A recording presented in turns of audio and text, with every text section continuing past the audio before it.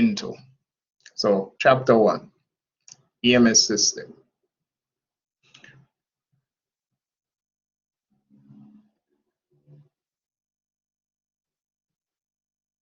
All right, now introduction. The primary textbook for this course is Emergency Care of the Sick and Injured, 11th edition. It's a Jones and Bartlett textbook. For this particular course, the PowerPoints will be made available to you once you're confirmed as a participant in the course. You have the option of purchasing a textbook, and I said option. You can use the PowerPoints only for the course and still be successful. Just keep in mind that the PowerPoints cover, I would say, 80% of the information that you're required to know. So the PowerPoints cover 80% of the information. That means there are things that you're going to come across on the PowerPoint that I didn't necessarily cover that you may have to read outside the PowerPoints. And this is where Google becomes your best friend. And it doesn't necessarily have to be Google, because you have apps that you can utilize like Medscape, WebMed. These sites can expound on certain topics, right? So you have to, if you're going to be using the PowerPoints and using the PowerPoints and the recorded lectures, you need to have an understanding that you're going to get to a point that you need clarification on certain subject matter, and you need to read outside of the PowerPoints for that. Now, as you go through each chapter, you are to ensure that you're using your objectives. So your objectives are your guides. If you're using a textbook, the textbook will tell you where in the chapter, which page you will find your objectives, right? So it starts off with the objectives and it tells you specifically which page. If you cannot answer all the objectives of a chapter, it means you do not have enough information to answer all the questions that I can give you on that particular chapter. I will repeat that again.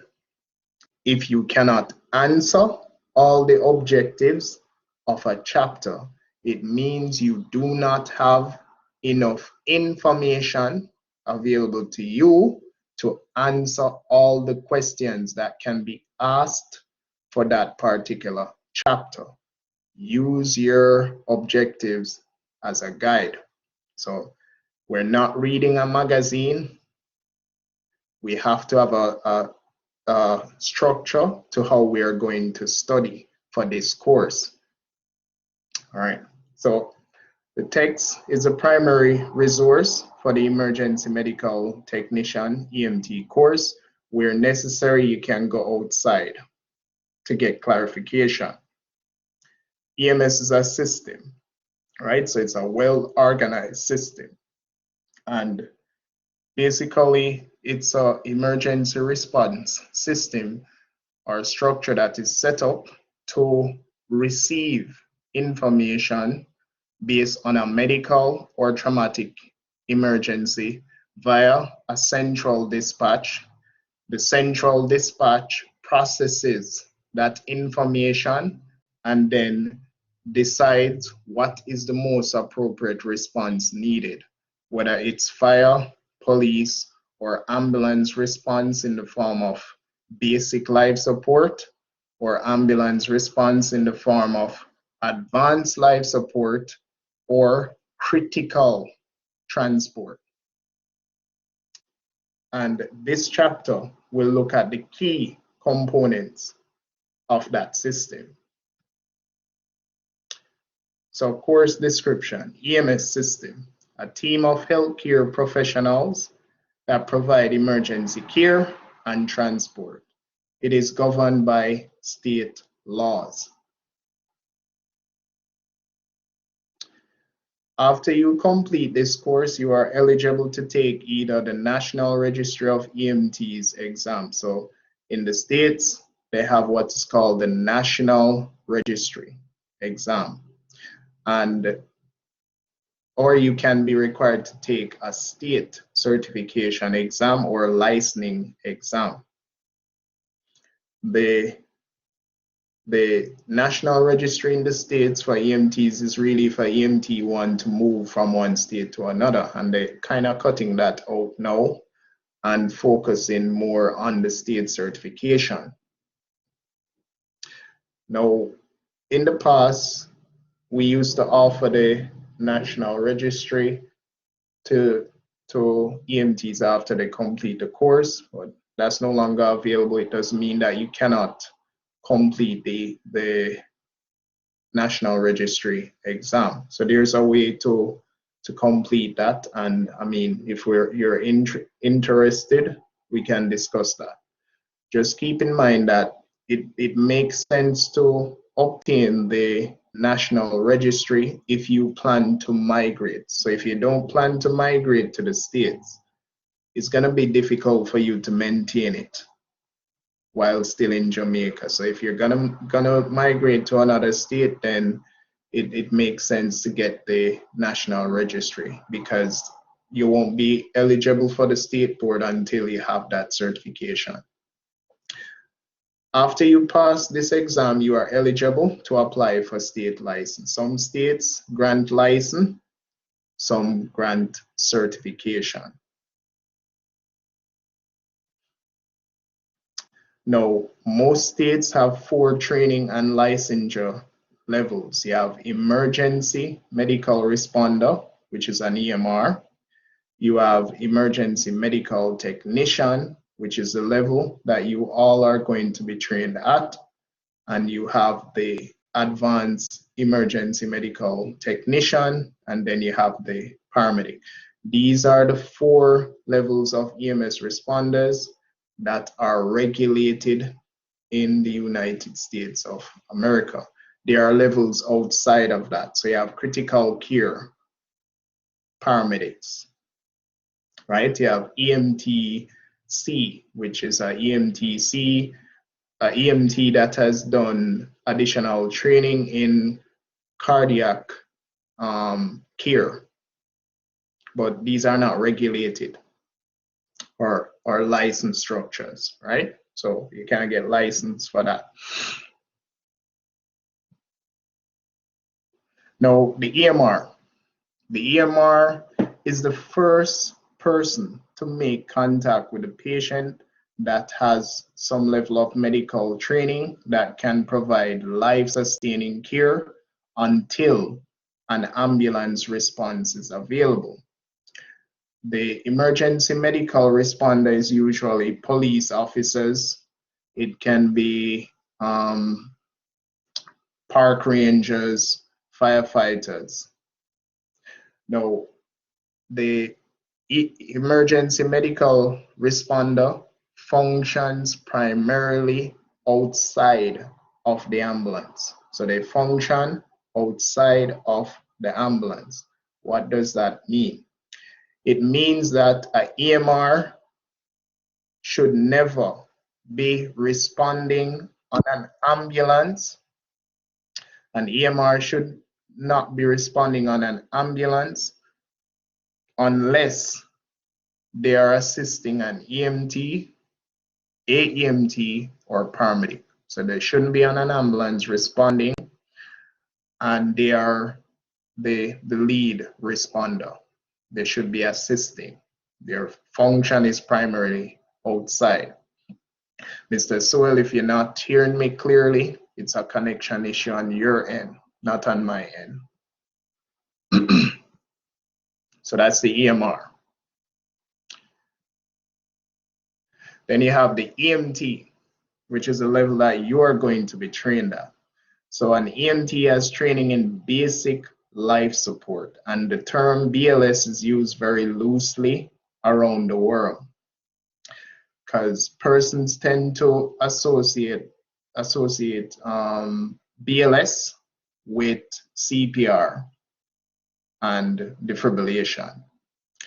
BLS is actually more than that.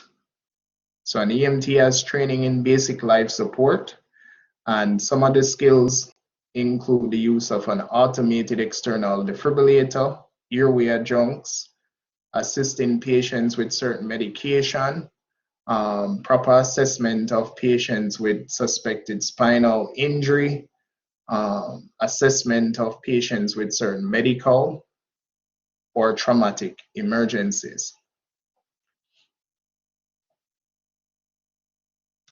Now, the EMT is the first level of responder to work on an ambulance, and they work on a basic life support ambulance. So this is the first level. Majority of the EMS responders in Jamaica are EMTs. The EMT is also the most disrespected level for EMS providers worldwide. Most disrespected. The EMT is like a spare tire. You have the spare tire, but it doesn't become important until you need it. Now, the EMT is the most important level of EMS care as it relates to ambulance response, because this is where you build your foundation. It doesn't matter how many advanced skills you know, whether it's starting IV, intubation, needle decompression, whatever the level of skill is. When a patient is in an emergency situation, before you can do any type of advance, you must be able to do the basic skills first. So if the basic skills are not effective, the advanced skill won't matter. So it's the most important level, because this is where you form your foundation of pre-hospital care.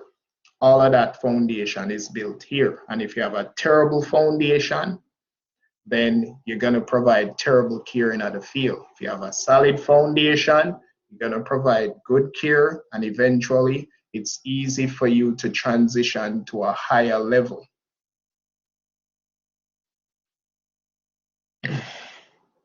Now, an AEMT.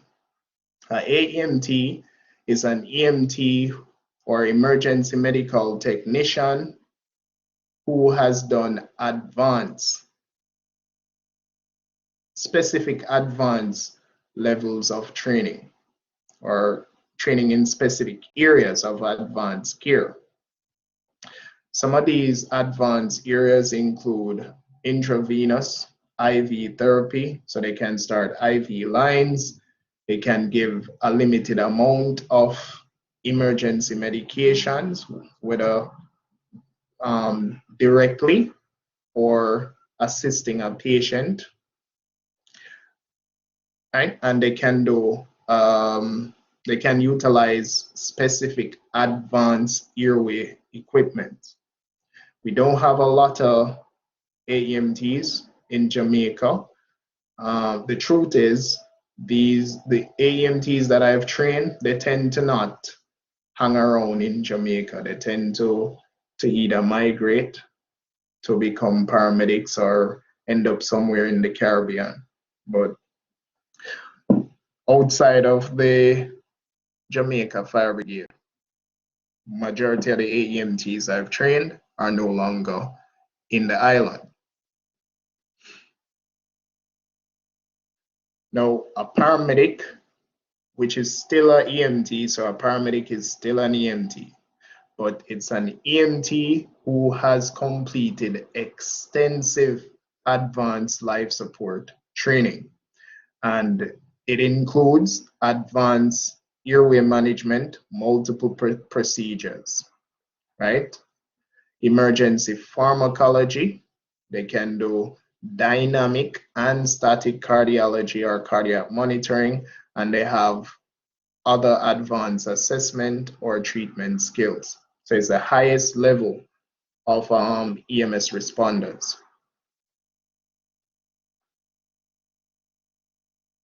The EMT course includes 4 learning activities: reading assignments, lecture presentation, and classroom discussions. You will cover step-by-step demonstrations. You will have access to skill sheets, which will be available once you have full access to the platform. We'll go through tabletop scenarios and case presentations.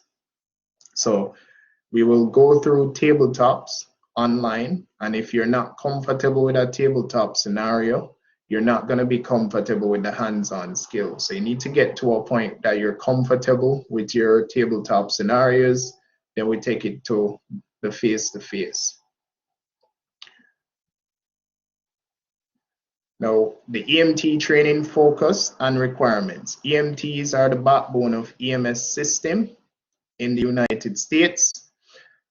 And the truth is, EMS responders are an integral part of any healthcare system worldwide. So you must have a pre-hospital component for your healthcare system to be effective.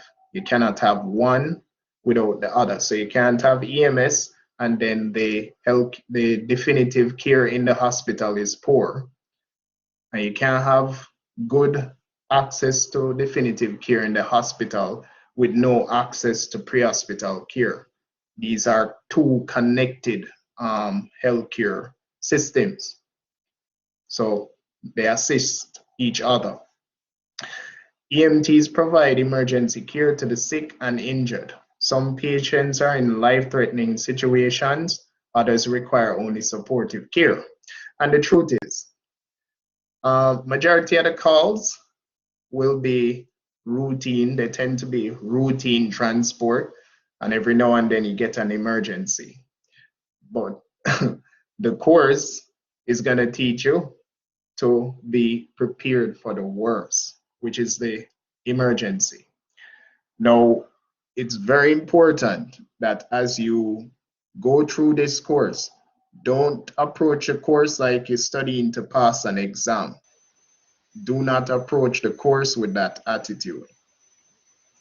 Approach the course and cover the material with the mindset that one day, God forbid, if you're working in the system, one day you will be the only thing that stands between a patient and death. That's what you're being prepared for, right? You're being prepared to provide life-saving care when it matters.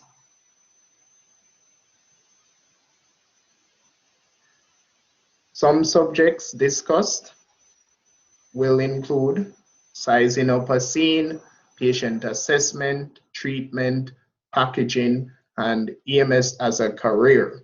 Now, I always tell students there is a difference between a career and a job.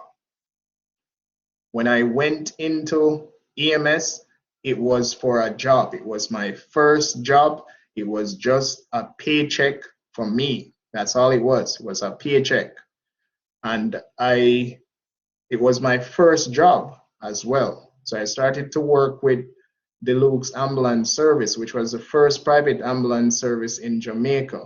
They are no longer operational. And they started me off by giving me on-the-job training. So I wasn't formally trained as an EMT. They just gave me some on-the-job training to do some vital signs if necessary, and control bleeding if necessary, and do CPR if required. So it was just a paycheck.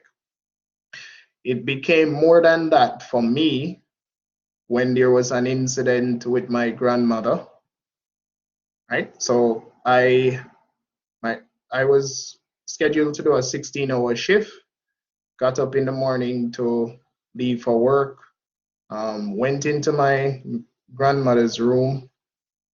she was interacting with me okay, but not as how she normally interacts. And I said to my family members, pay attention to mama. She now respond as how she normally respond. Something don't seem right. Just pay attention to her. And I went to work, covered my 16 hours, came back home. And when I came back home, family members were in the living room watching TV, and I say, "Yo, where's mama?" Them say she in the room. Some say nobody never pay attention to her. Them say, "Yeah, man." Them say on the shore. Anyway, I went into her room to check on her, and when I got into my grandmother's room, she was on the ground. So I found her on the ground in her urine. Right? She was on the ground in her urine, and she couldn't tell me how she got there. So she was disoriented. The only thing she said to me is she got up off the bed and she was going to the bathroom. She don't know how she ended up on the ground. Now I started to do some checks on her based on the little training that I got from the Lukes, and the pressure was okay, vital signs, the pulse was abnormal, breathing was abnormal. The only thing I couldn't check for her was her sugar, but I knew that something was wrong with her sugar, right? Based on the training I received. So I said to them, "Hey, we need to get her to the hospital. No movements." Took her to Spanish Town Hospital, which I'm not a fan of. When she got there and they started to assess and treat her, the doctor said to me, anyhow, I was a couple minutes late, my grandmother would be in a coma, right? She would have gone into a diabetic coma. So she got the opportunity to recover, and she lived up to 98, I believe, 98, and she passed on. May her soul rest in peace. But after that experience, that's where I started to look at EMS as a career and not just a job. It became a career for me because I found out why it was important that persons get pre-hospital care in the field, right? I saw it with my family member, and I've had other experiences with my family members, which I won't go into, where it has made a difference for them. That's when it became a career. Now, if you see something as a career, you will continue to grow within that area. You're not going to remain as an EMT. You're going to move to the next level. You're going to move to AEMT, paramedic. You might even become a doctor, because when you get to the paramedic level, it's easy to transition into other medical fields, whether it's nursing, critical transport, or becoming a doctor. It's easy at that stage. But that's a difference. So job is just a paycheck. A career, you grow within a career. Now, license requirements. Requirements differ from state to state. And as I stated before, not every state will require you to have a license. Some states will require you to have a state certification. When I was in Texas, Texas requires a state certification, certain parts. You need to have a high school diploma or equivalent, proof of immunization. You have to do a background check and drug screening, and a valid driver's license. Successful completion of required course and certification exams is a must. Demonstration of mental and physical abilities necessary to perform the job. So you must be able to perform under pressure, and physically you must be able to manage up to 250 pounds between you and your partner. So you must be able to move a stretcher with 250 pounds on it. Compliance with other state, local, and employer provisions.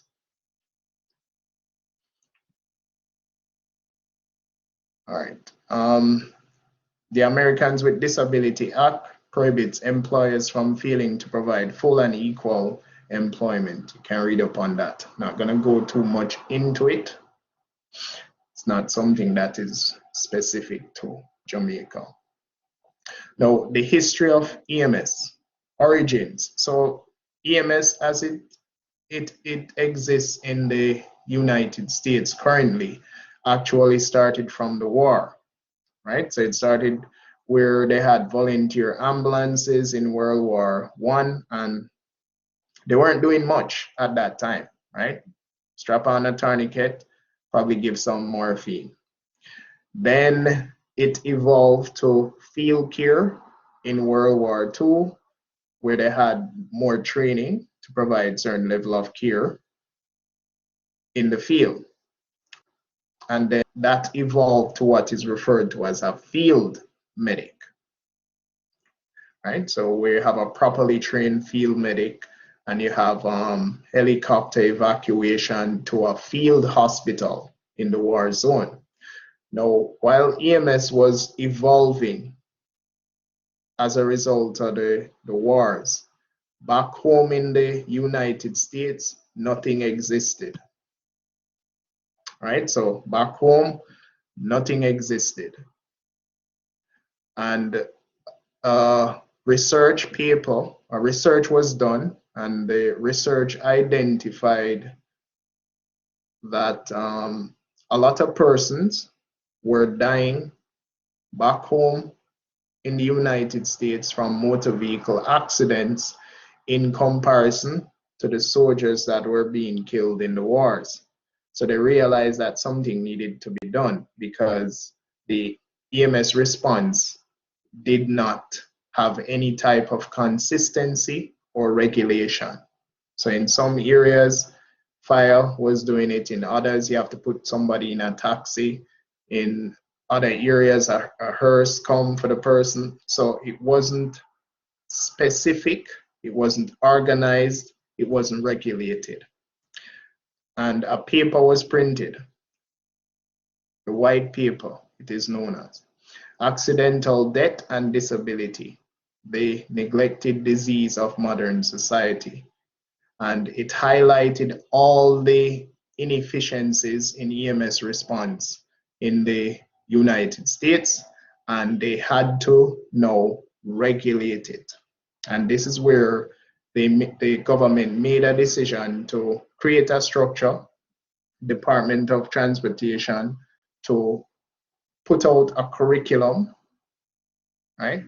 And they started to put out laws to regulate the various levels of EMS responders and the different type of units that they can respond in. And the formal structure was put in place, and they have continued to build on that to this day, right? So in the 1970s, the Department of Transportation published the first EMT training curriculum. In 1971, the first textbook, or the Orange Book, as they call it, was published. In the 1980s, they started to train advanced levels of EMTs, and the paramedic level was an experiment. So they wanted to see if they could take black men who didn't have much to do with themselves, basically, and see if they could train them to perform certain advanced skills in the field prior to the patient reaching the hospital. And it turned out to be quite successful. And Dr. Nancy Caroline was the head behind this initiative. She's also often referred to as the mother of paramedics. right? And is credited with majority of what is found in the paramedic curriculum. Now, prior to 9/11, majority of the EMS responders were Black, and it is a job in which you are not paid very well in the States. As a matter of fact, you're not paid very well anywhere as an EMS responder. But after 9/11, it started to become more important, and they started to address certain concerns. They still need to improve their pay structure in the state, but they started to get other benefits and recognitions after 9/11.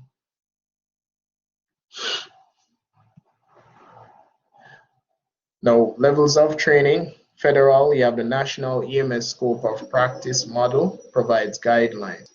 Now, you have scope of practice and you have standard of care. The scope of practice is what each level of responders are allowed to do at that level. That's the scope of practice. So you cannot go outside your scope of practice, right? So EMT cannot put in an advanced airway. It's outside their scope of practice. The standard of care is how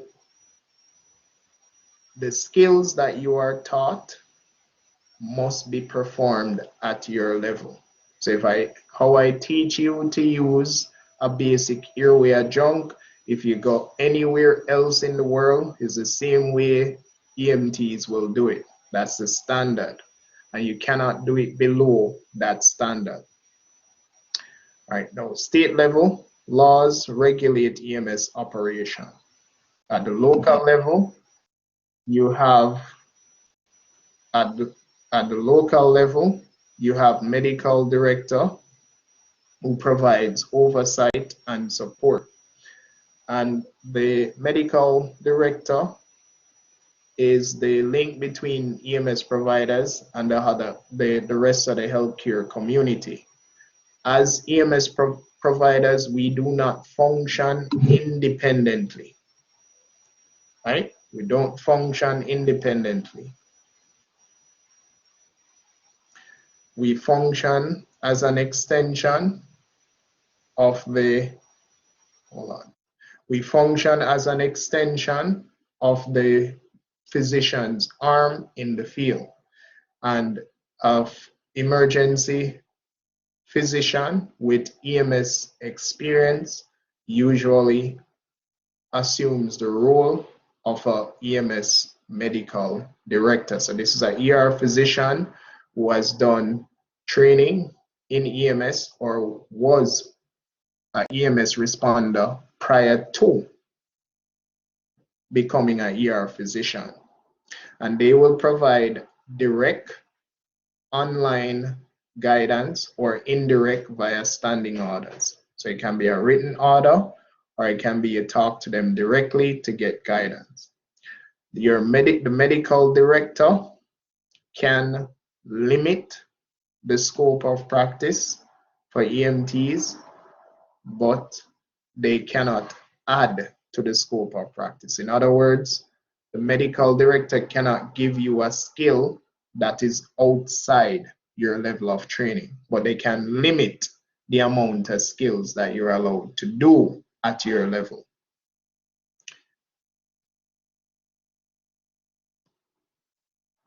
All right, now public BLS and immediate aid. For a pre-hospital emergency response system to be effective, you need to have good public education.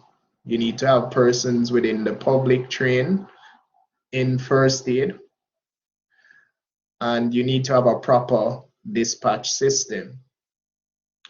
So when an incident occurs, lay persons will be present. They activate EMS response. That call goes to a dispatcher that has medical training. The dispatcher can guide the lay person in what to do until an ambulance response is available. And this is very essential. So dispatch is very essential because a person that has done a BLS course or a first aid course, after you do that course, you go back to your regular job. Yes, you were trained, right? So you go back to your regular job, 2 years pass,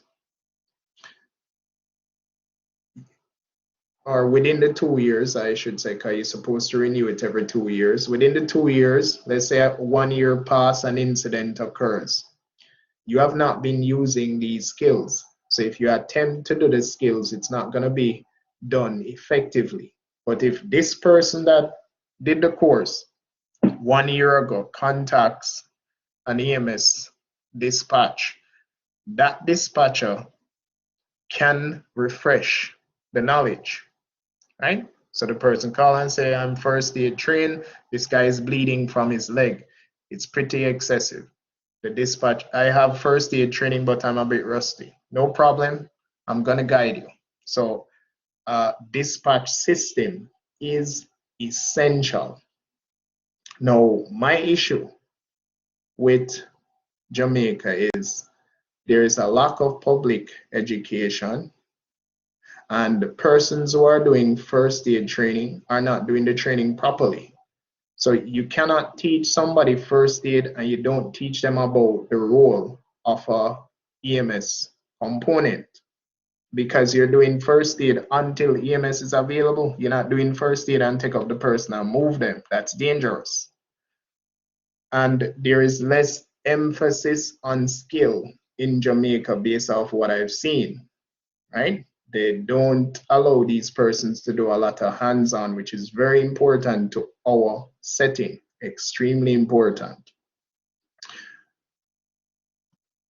which I'll go into in the next slide. Now, emergency medical responders include law enforcement officers and firefighters, initiate immediate care and assist EMTs on their arrival. Good Samaritans are trained in first aid and CPR, can provide valuable assistance or interfere with operations. Emergency medical technicians, EMT course requires about 150 hours. Mentioned this previously. Our course goes a little over 300 hours.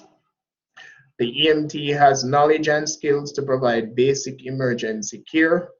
The EMT assumes responsibility for assessment, care, packaging, and transport of the patient. An EMT course can run for 8 to 9 weeks. It can be for 3 months.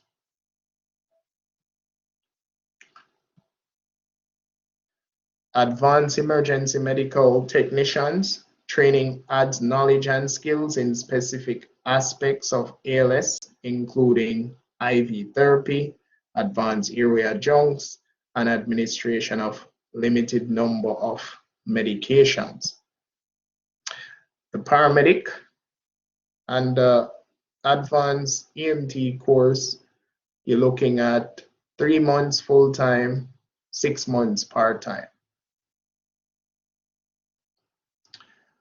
Paramedics, they have extensive training between 1,000 to 1,300. It can be more than that.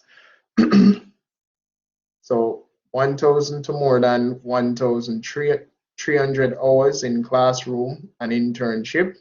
The training covers a wide range of ALS skills. A paramedic can be trained in 1 year, so it can be a certification. It can be a 2-year associate degree program, or it can be a 4-year, a 3 or 4-year degree program.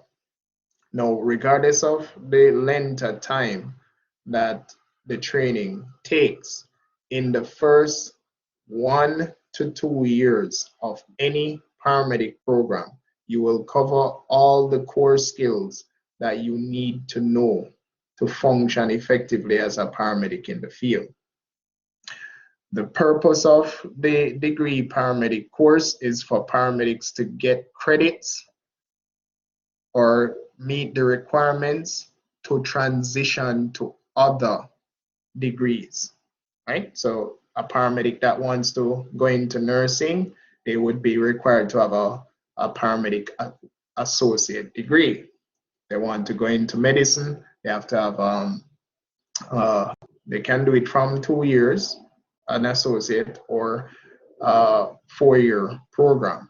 But the persons that have degrees have the degrees because they want to transition into another area, or they want to supervise a post, a critical care medic post.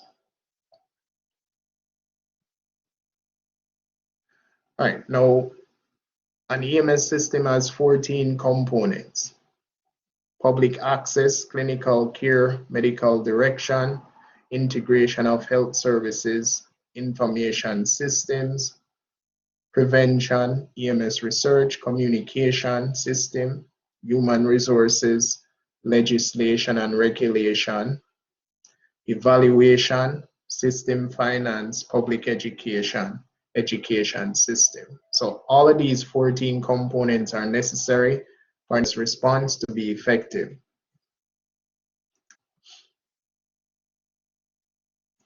Public access, 911 system, right? This is necessary to access public safety. You have dispatchers, right? And they are referred to as EMDs, emergency medical dispatchers, that provide medical instruction. So they receive the information and they can give medical instruction, and they determine what is the most appropriate response required.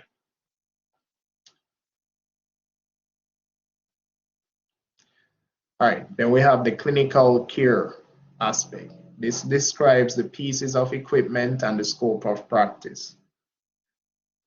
The scope of practice is what you are allowed to do at your level, and you cannot provide a skill that is outside that scope of practice.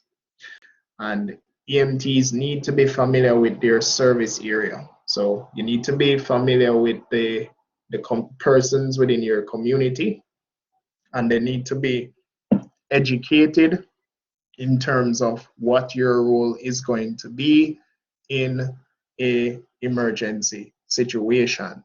That's a huge problem in Jamaica. Public education. Now, human resources focuses on people who deliver care. Good compensation is a good motivator.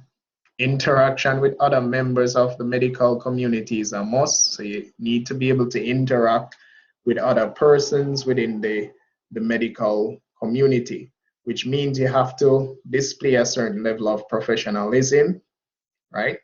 And we do not compare profession, which is a big issue in Jamaica. So I do not compare myself to a nurse. I don't compare myself to a doctor. I'm an EMS responder. Their role is important. So the doctor's role is important. The nurse's role is important. And the EMS responder's role is important. There doesn't need to be a comparison, right? It's a chain. Go ahead, Mr. Graham.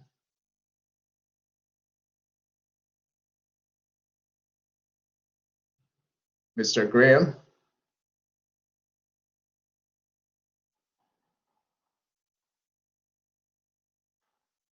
All right, not hearing anything. Moving forward.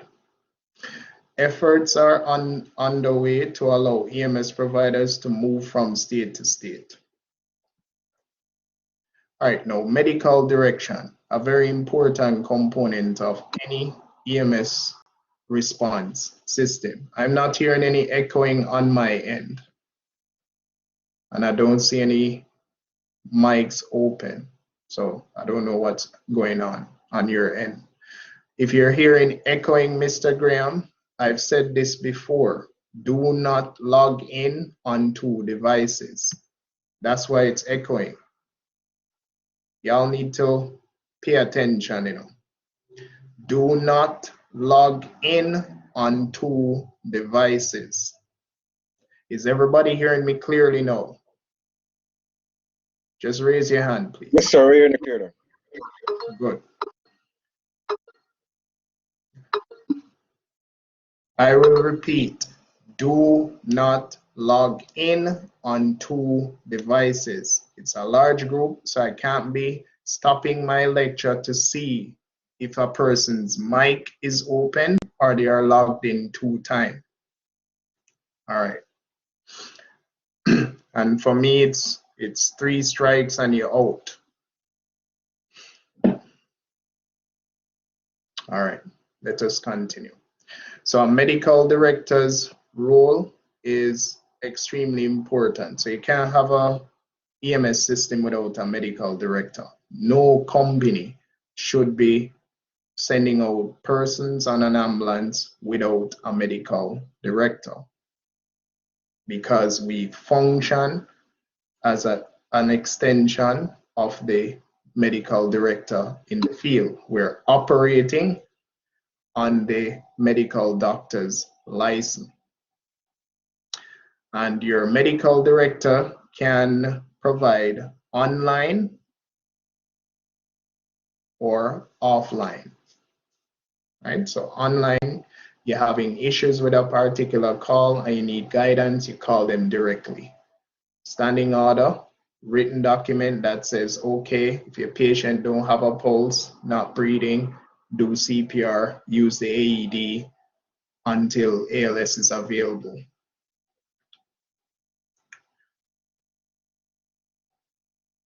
The medical director also acts as the link between the medical fraternity.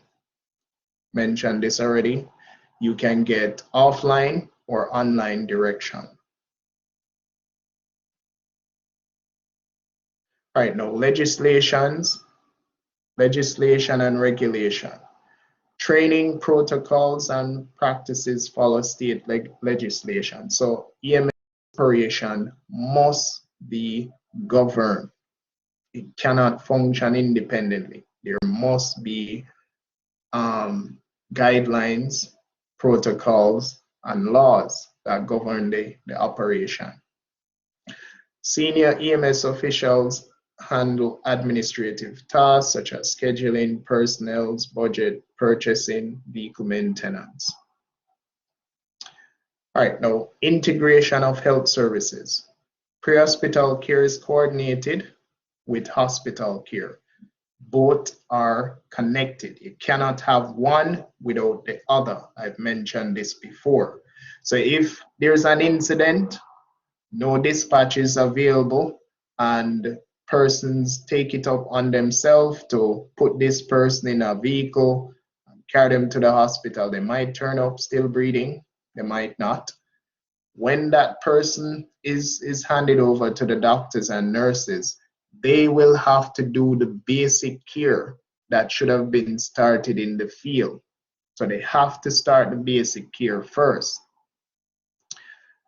And that delays the definitive care that they are supposed to be giving to the patient at this time. Now, if pre-hospital care was available in the form of EMS response, the basic care would be initiated, and then the doctors and nurses build on that.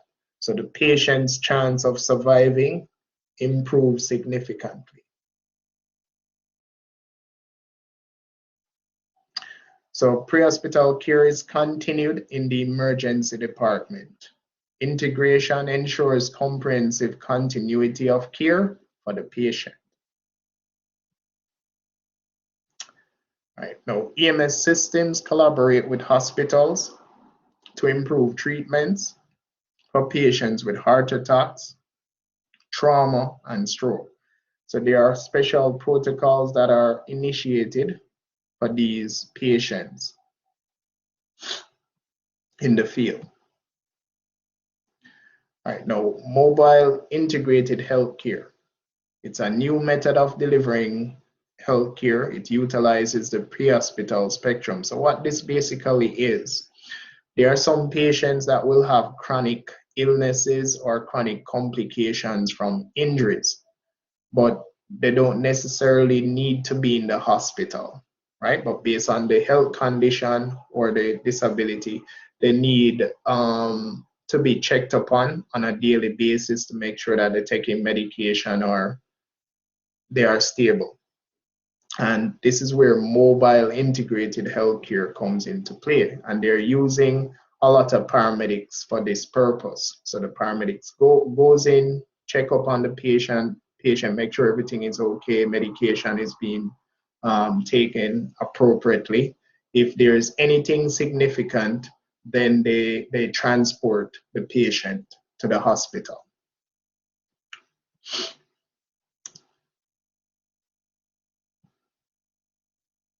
All right, now evaluation.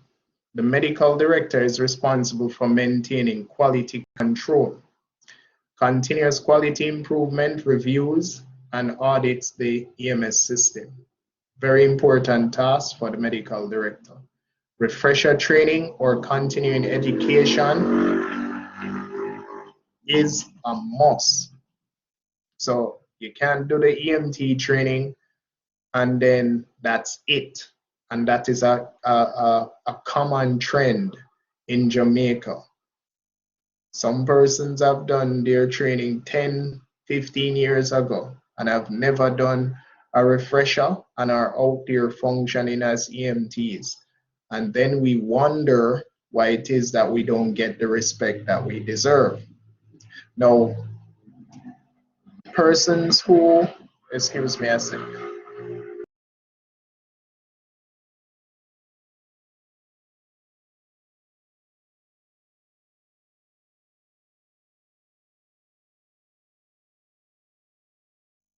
Sorry about that, my background got a bit noisy. Right, now, persons who are out there functioning in services with no EMT training or with a certification that has lapsed are selfish. These are very selfish, uncaring individuals. And how I look at it, absolutely under no circumstances would I want a doctor or a nurse or any medical professional treating me or my family members and their certification or license has expired. I would never allow that. Therefore, I should never do that to a patient. Never. So the EMT certification that you will get if you are successful for this course only lasts for 2 years. So after 2 years, it expires.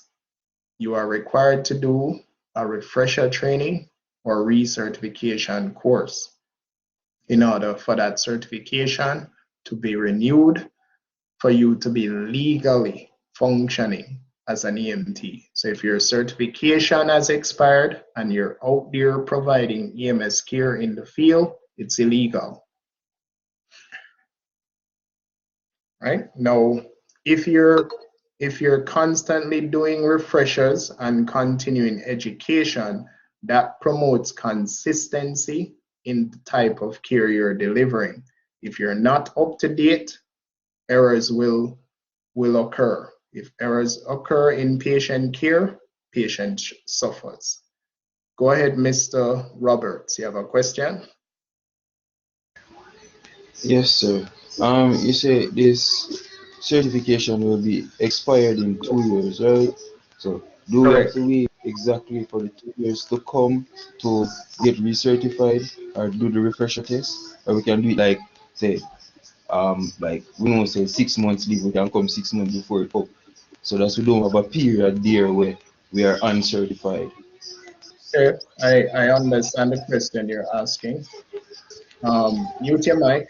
Let me answer it.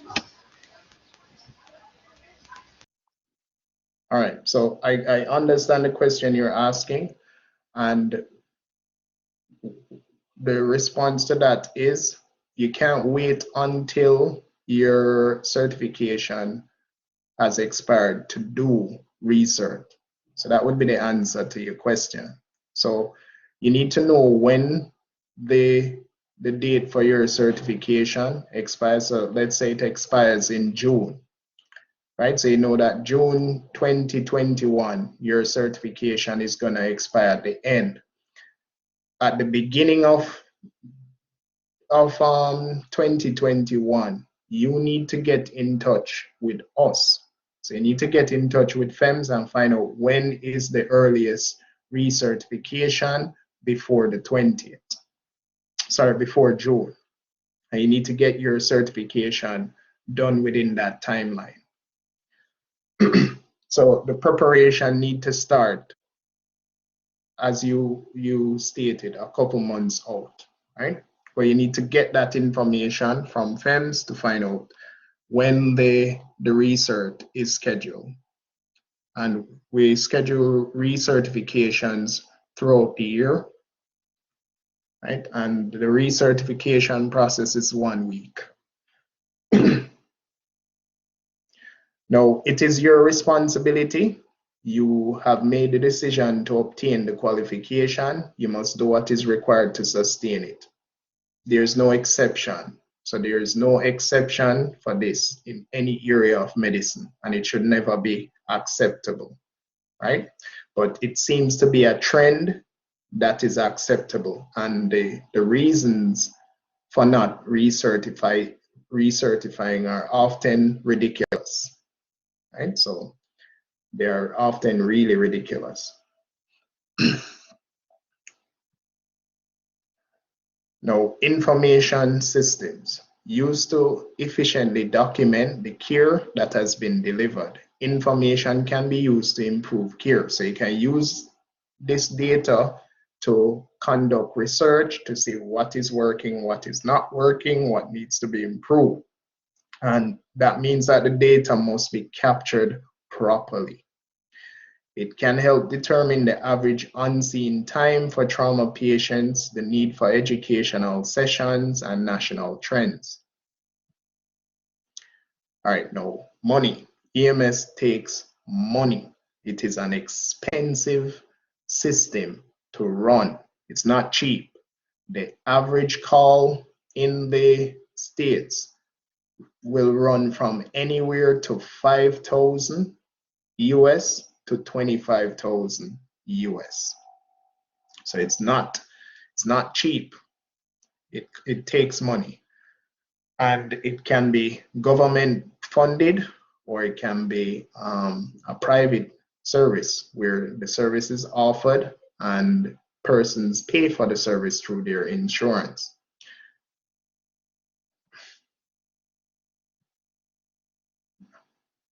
Personnel may be paid, volunteer, or mixed. So you can have persons who are paid to function as EMS responders. You have persons that volunteer. And I think there was one person, I think it was Miss Fenton, who had stated that she volunteers with a service. Volunteer services can be hit and miss. So it can be good and bad. So I've interacted with persons in volunteer services that are of a very high quality in terms of the level of care and the level of knowledge, because sometimes it's a doctor, a volunteer, sometimes it's an engineer. So you tend to get EMTs of a high caliber, but it can be the flip side, because it's a volunteer. They don't put much effort into what is being done and ensure that it is done effectively. So it can be hit and miss with volunteer. With the government service, that's the firefighters. So majority of the firefighters in the States are EMS responders, whether it is EMR, EMT, AEMT, or paramedics. Majority of the EMTs in Jamaica are within the fire service.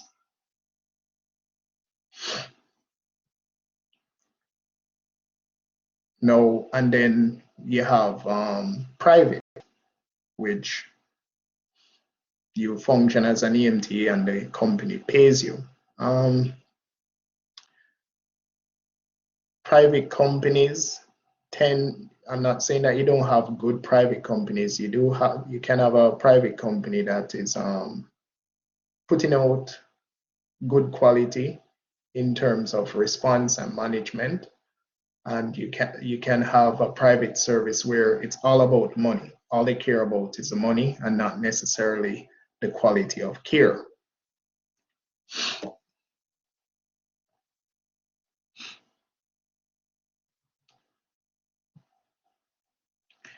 All right, now education system. EMS instructors are licensed in most states. Most EMS training programs must adhere to national standards. Continuing education, refresher courses, computer-based or mannequin-based self-education exercises may be required. Measures intended to maintain and update EMT skills and knowledge. Now, ALS instructors or advanced life support instructors and directors must hold a 4-year degree. Training is provided in college, an adult career center, or hospital settings.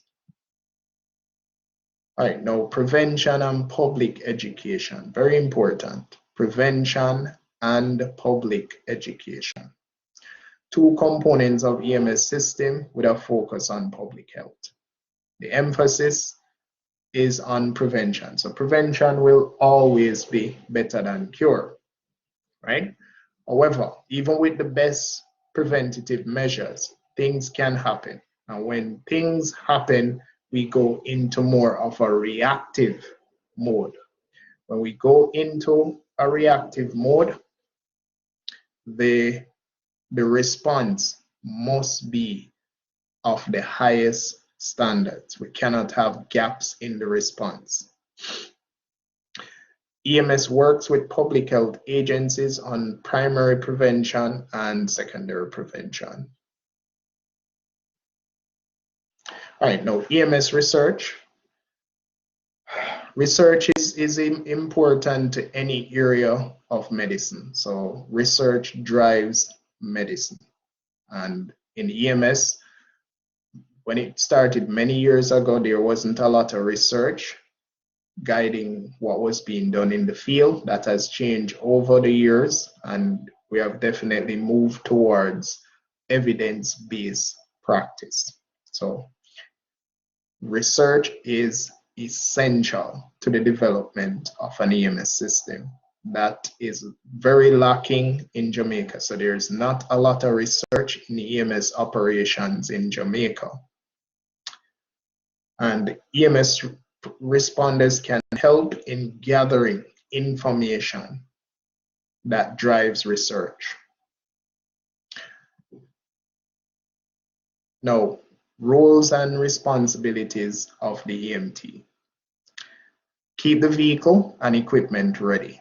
That is your responsibility. Ensure scene safety. So when you go on a scene, you need to ensure that the scene is safe for you, your crew members, and the patient. Be familiar with emergency vehicle operation. And if you're in the state, you're gonna be operating the ambulance, you have to do a specific course for that. It's an EMVO course, Emergency Vehicle Operations course.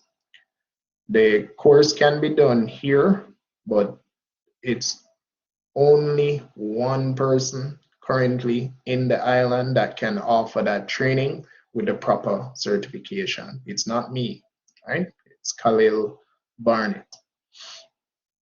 On-scene leadership. So you must be able to lead a call, and you must be able to evaluate your scene. You must recognize when you need additional resources. You must be able to gain access to your patient, perform a patient assessment, and give emergency medical care while awaiting for additional medical resources. You will provide emotional support. You will maintain a continuity of care. You will resolve emergency incidents, uphold medical and legal standards. Uphold medical and legal standards. So if you're not current, any care that you're providing at that time is not considered legal and that is below the level of care. So that's poor standards. Ensure and protect patient privacy. Give administrative support, constantly continue professional development, cultivate and sustain community relations. Very important. So we need to educate members of our community in terms of what our role is and what should be happening. And we must be able to give back to the profession. All right, now professional attributes. Integrity, right? Integrity is essential. Empathy. We must care about the people that we're treating. We must be self-motivated. There must be intrinsic motivation. Something must be pushing you to do what it is that you're doing, and it cannot be just to get a paycheck. Your appearance and hygiene, need to take care of that. Self-confidence, very important.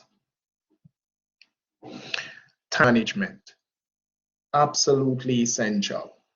Your ability to communicate with people, your ability to work in a team and be diplomatic, being respectful, patient advocacy, and careful delivery of care.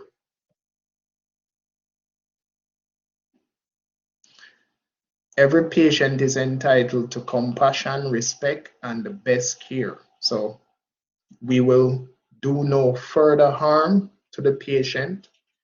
We will always act in the patient's best interest, right? So do no further harm, act in the patient's best interest. EMTs are bound by patient confidentiality, so we don't go out there and leak the patient information. And that would be the end of this chapter. So it's just a brief introduction to how EMT course is conducted in the States, the different levels of providers within an EMS system, how EMS systems was established in the States, what are the legal parameters as it relates to the scope of practice and standard of care, what are the responsibilities and the attributes that we must have as EMTs. Are there any questions at this point?